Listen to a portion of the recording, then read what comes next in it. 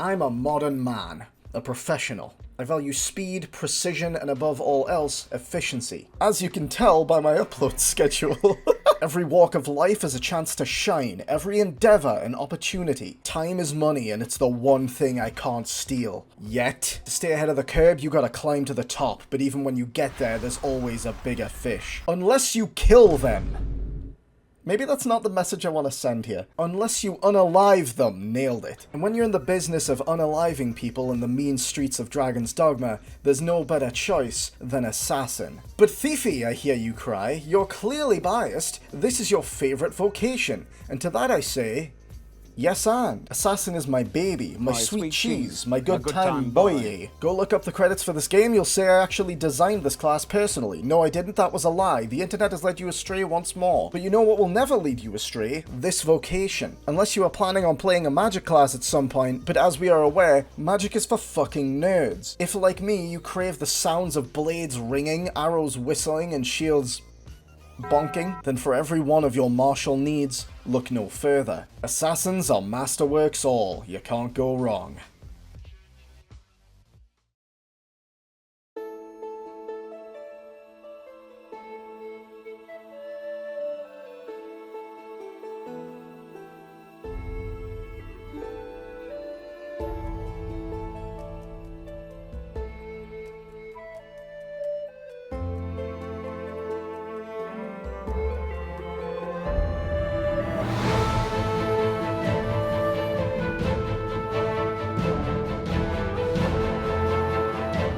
Assassin is the apex of versatility, and can basically be summed up in that sentence alone. Their vast array of available weaponry means they can not only engage at almost any range, they can also do so however they like. Aggressive, defensive, up close, long range, Assassin is by far the most adaptive role in the game, and it's also one of the most liberating because no matter how you play it, it's incredibly effective. This is in essence Fighter and Strider stapled together, and hey, what do you know, those are two of my favourite vocations. As a result, however, Assassin becomes far more than the sum of its parts, given how you can mix and match elements of either vocation.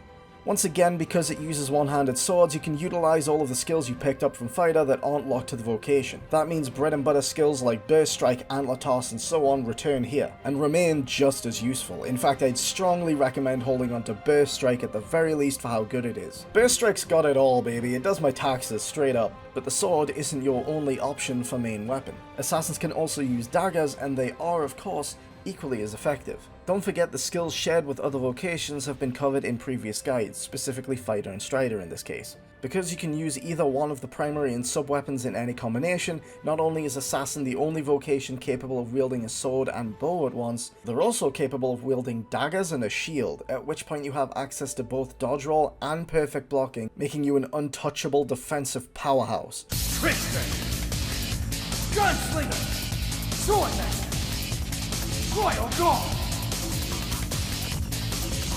Now that this party's getting crazy, let's rock right into the sword skills first. Kicking things off is Intimate Gambit. This skill functions sort of similarly to the Fighter's Soul Skewer. It pins an enemy in place, but rather than keeping them there, the assassin tears their sword out with a high chance of stunning the target, leaving them right next to you for an easy follow-up attack. Now, while this isn't particularly effective against bosses, I still see this as a fairly important skill, because it can serve as a gateway to some pretty sick combos on most things smaller than an ogre. It has great synergy with skills like Downcrack and Powder Blast, and while I don't usually get into specific elemental effects, this can be very effective to use in order to freeze enemies, which leaves you free to follow up with whatever attack you like. The reason this is important is because an attack on a frozen enemy will deal boosted physical damage, and assassins fucking love physical damage. Powder Blast has you set an explosive charge that will remain there for 3 minutes, at which point you can move anywhere within 16 meters of the charge, and so long as you remain within that distance, you can press the assigned skill button again to ignite a powder trail that leads back to the charge. Should this trail come into contact with enemies along the way, it can potentially stagger them, set them aflame, and inflict debilitations. When it reaches the charge, it shoots out confetti. Just kidding, it goes fucking kaboom, creating 3 blasts that cover a 1.4 meter radius specifically. This is very handy for setting up a trap or preparing a combo with another skill, since it naturally lends itself to solid synergy between various approaches. Fun to experiment with and fairly effective. Clairvoyance is a badass counterattack that allows you to negate any incoming melee attack that isn't a grab and immediately strike back. dealing heavy damage to your attacker. Hence, it's well suited to methodical, calculated anticipation for turning the tide of battle. But you can also just spam it and it works about as well. When compared to perfect blocking, there are some notable differences here. The timing of this parry is more generous than that of perfect blocking, but while this serves as a replacement for a shield when playing a sword and bow assassin, a shield is simply capable of blocking, and thus perfect blocking, more attacks such as projectiles and magic. Also worth noting that the counterattack itself takes a hot second and does not grant you invulnerability frames, which can feasibly leave you very vulnerable, be warned. Regardless, this is highly effective in its own right and can deal some enormous damage to one or several targets at once. Great Windmill allows you to spin your blade around your body in a series of rapid slashes that ends with a strong finishing blow to round off the assault. During the spins, you can move around at a steady pace to pursue foes or reposition yourself. It's useful for laying down several hits on weak points and inflicting debilitations, but it's most notable for looking sick as fuck. Technically speaking, this quite possibly falls behind certain other offensive skills in terms of utility and maybe even damage output, but if you're like me and you're after that sweet, delicious style factor, this one's top of the line. Worth noting, it synergizes quite well with Burst Strike since it's a close range move and Burst Strike closes distance. Using it and instantly following up with Great Windmill can result in quite a lot of immediate damage, but honestly, that's also true for a lot of skills when paired with Burst Strike. Dire Gouge is the big one. Let me show you Dire Gouge. See that dragon? We're gonna do some violence to it.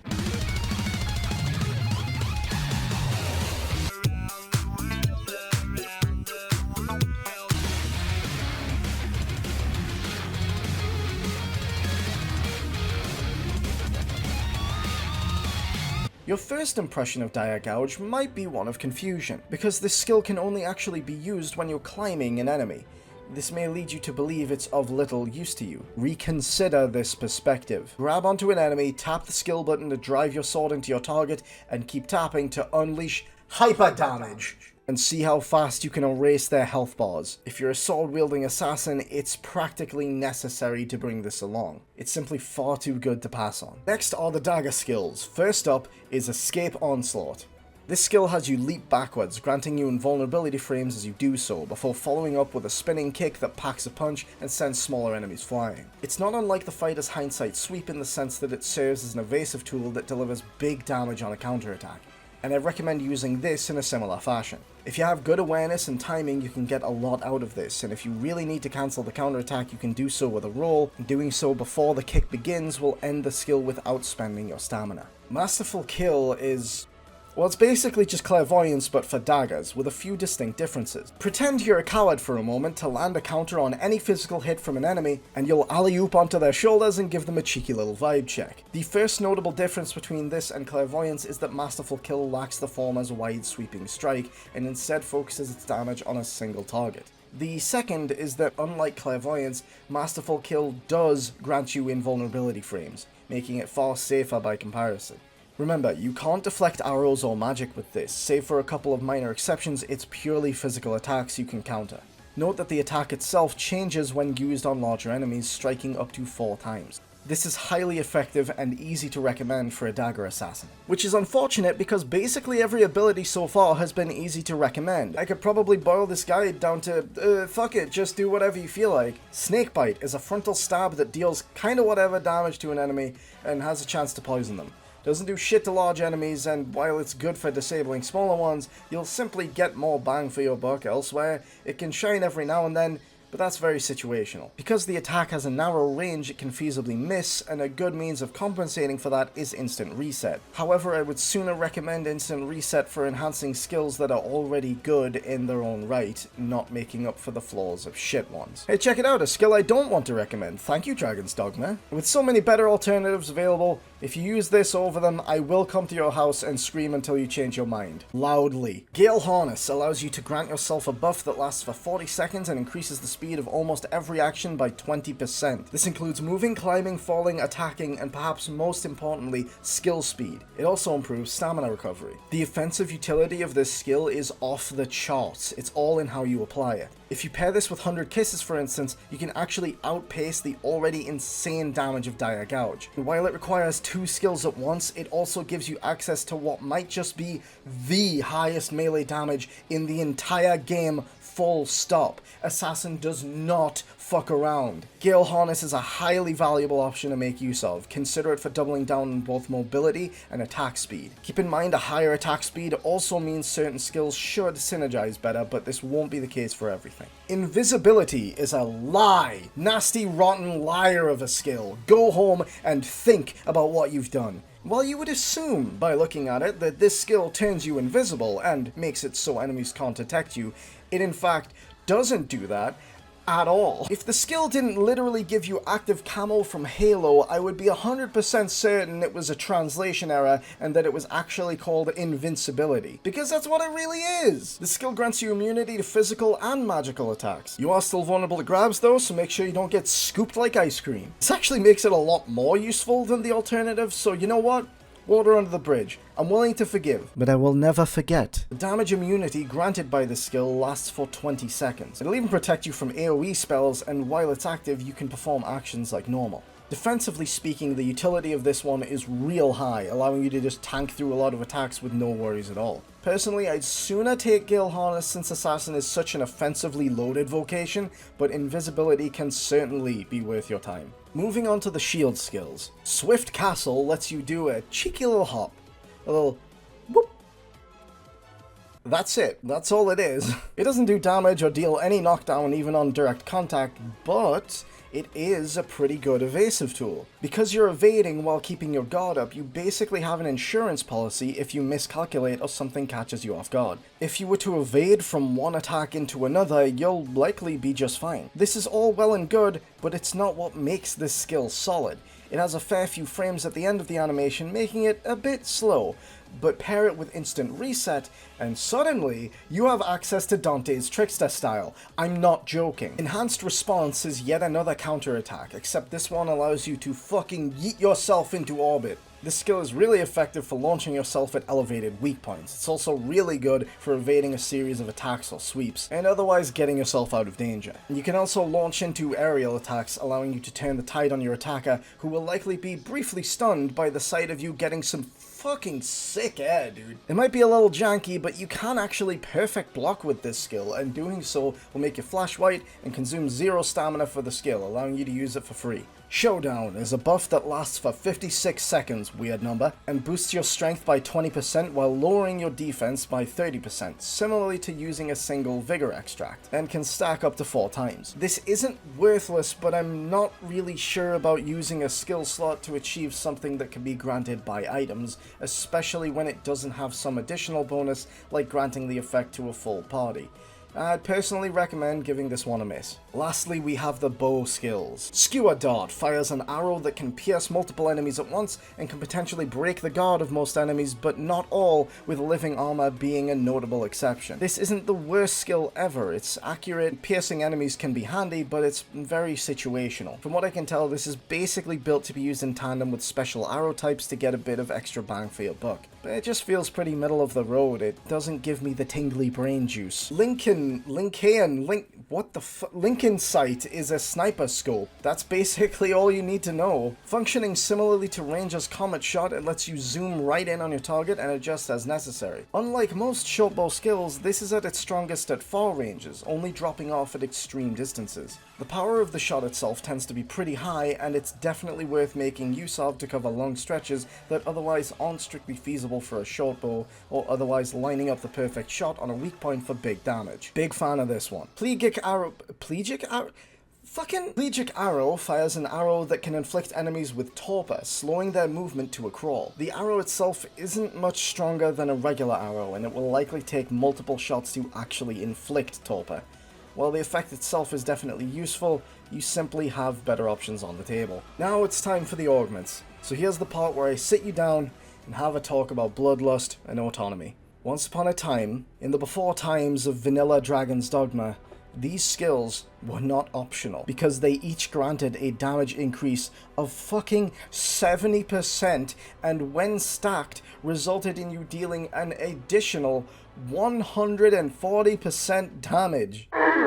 In Dark Arisen, the current version of the game, this boost was decreased to 20% respectively, making the stacked value 40%. Despite the nerf, this is still a really good boost to just have active, but you are asked to make some sacrifices along the way. Bloodlust is easy to keep active since it only kicks in at night. You just need to make sure you sleep until night at an inn before you head off. But since it wears off during the day, you only have about 15 minutes to kick the ass of whatever you plan to annihilate. Autonomy asks a bit more of you. Since it's only active while you're solo, you have to sacrifice a party of pawns. This was more reasonable when the boost was 70%, less so now since you're likely losing out on a good bit of damage and utility. However, it remains active constantly so long as you're on your own, and if, like me, you've just gotten used to not having pawns around, this will help you out. Assassin is the single most versatile class in the game, and unquestionably among the most devastating. This vocation has an answer for almost everything and allows you to play with your own style at your own pace. A bow for valuable range, a shield for negating attacks, daggers for speed, and a sword for power. You are truly a martial master as an assassin, more than capable of dealing with any threat that comes your way. Now, you're probably thinking, Thiefy, you've covered every class in the game at this point. Surely this series would end with the assassin, right? Normally, you would be correct.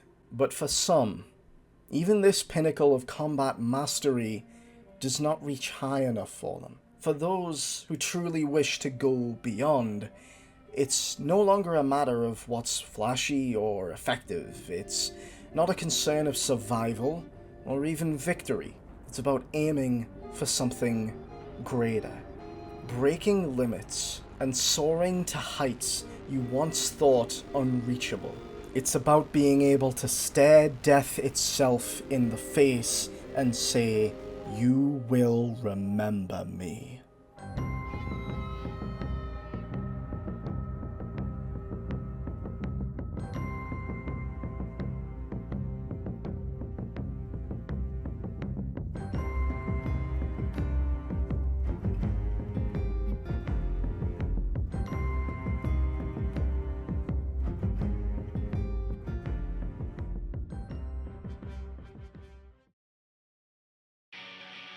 Thank you so much for watching.